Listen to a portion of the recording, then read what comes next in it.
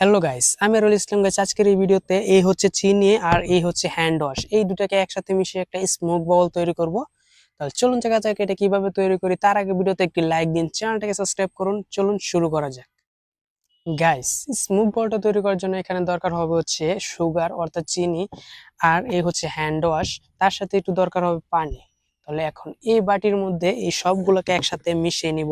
তাহলে ফার্স্টে চিনিটাকে দিয়ে দিব, 2 চামচ চিনি দিব এটার মধ্যে।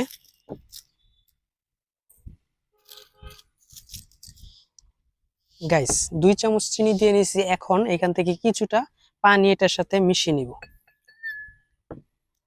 গাইস, পানিটা দিয়ে দিচ্ছি। এখন এখান থেকে হ্যান্ড ওয়াশ যেটা আছে ওইটা থেকে কিছুটা হ্যান্ড ওয়াশ এটার মধ্যে দিয়ে দিব।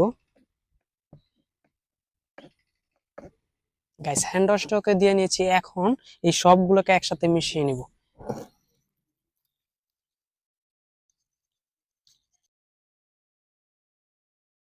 গাইস, সবগুলোকে একসাথে মিশিয়ে নিয়েছি। এখন এখানে স্মুথ করার জন্য অর্থাৎ দোয়া তৈরি করার জন্য এখানে একটা ধূপকাঠির প্রয়োজন হবে। গাইস, এই হচ্ছে ধূপকাঠি। এখন এই ধূপকাঠি থেকে যে দোয়াটা তৈরি হবে এই দোয়াটাকে স্টোর করার জন্য অর্থাৎ জমা রাখার জন্য একটা বোতলের প্রয়োজন হবে। এই হচ্ছে বোতল, আর এই বোতলের যে ছাপাটা আছে এটার মধ্যে একটা ফুটো করে নিতে হবে। আমি এটাকে আগে থেকে ফুটো করে রেখেছি। এখন এখানে আরেকটা পাইপের দরকার হবে ছোট। এই পাইপটাকে এখন এই ছাপার মধ্যে লাগিয়ে নিব।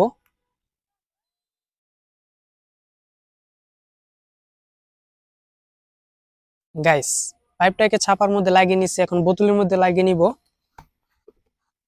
গাইস, বোতলের মধ্যে ছাপাটাকে লাগিয়ে নিচ্ছি। এখন এই ধূপকাঠিতে আগুন ধরিয়ে নিব।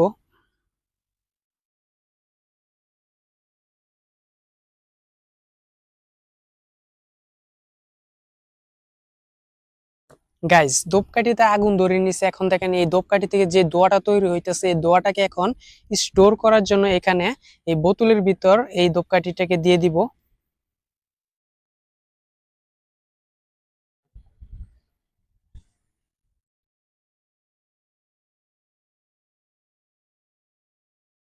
গাইস, দেখেন বোতলের ভিতর ধোঁয়া দিয়ে একদম ভরে নিয়েছি। এখন এখানে যে চিনি আর হ্যান্ড ওয়াশ দিয়ে মিশিয়ে যে একটা লিকুইড তৈরি করেছিলাম অর্থাৎ পানি, এই পানিটাকে এখন টেবিলের মধ্যে কিছুটা দিয়ে নিব, যাতে বাবলটা তৈরি হওয়ার সাথে সাথে যাতে ফেটে না যায় তার জন্য।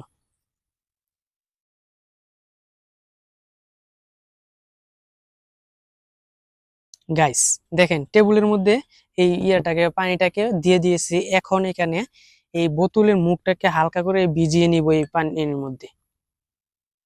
গাইস, এখন এখানে এই বাবলটা তৈরি করব। দেখেন স্মুথ বাবল তৈরি হবে।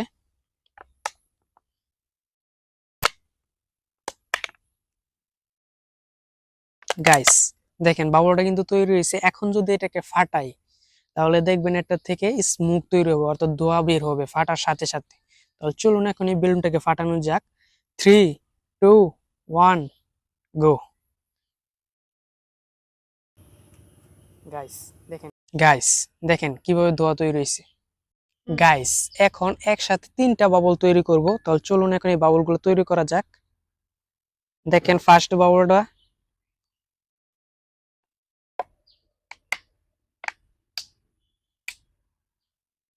গাইস, ফার্স্ট বাবলটা তৈরি করছে। এখন আরো একটা তৈরি করব।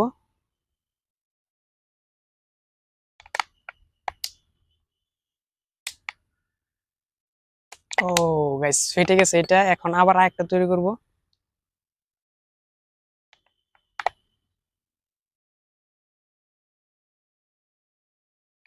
গাইস, 2টা তৈরি হয়েছে। এখন আরেকটা তৈরি করব।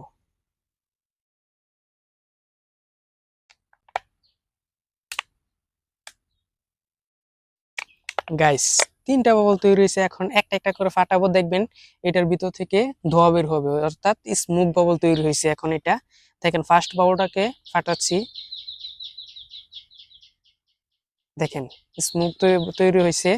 এখন সেকেন্ডটাকে ফাটাবো। দেখেন কি সুন্দর ধোঁয়া বের হয়েছে। এখন এই ফার্স্টটাকে ফাটাবো। এটার মধ্যে সবচেয়ে বেশি স্মোক অর্থাৎ ধোঁয়া হবে। দেখেন 3, 2, 1, গো। দেখেন স্মোক তৈরি হয়েছে। এখন সেকেন্ডটাকে ফাটাবো। দেখেন কি সুন্দর ধোঁয়া বেরিয়েছে। এখন এই ফার্স্টটাকে ফাটাবো। এটার মধ্যে সবচেয়ে বেশি স্মোক অর্থাৎ ধোঁয়া হবে। দেখেন 3, 2, 1, গো। গাইস দেখেন কি সুন্দর একটা দোয়া হয়েছে। গাইস স্মোক বাবল গুলো ফাটার সাথে সাথে এই বাবলের ভিতর থেকে ধোঁয়া বের হওয়ার কারণ হইতেছে যে যে ধূপকাঠি দিয়ে এই বোতলের ভিতর ধোঁয়া জমা রেখেছিলাম, তখন এই বোতলটা যখন এই পানিতে ভিজিয়ে এখানে এই বাবল তৈরি করি, তখন এই বোতলের ভিতর যে ধোঁয়াগুলা থাকে ওইগুলা এই বাবলের ভিতর চলে যায়। তারপর এই বাবলের জন্য এই ধোঁয়াগুলো বের হতে পারে না। তারপর যখন এই বাবলগুলা ফাটাই, তারপরে এই বাবলের ভিতর থেকে এই ধোঁয়াগুলো বের হয়। তাহলে গাইস যদি ভিডিওটা ভালো লাগে তাহলে ভিডিওতে একটি লাইক দিন, চ্যানেলটাকে সাবস্ক্রাইব করেন।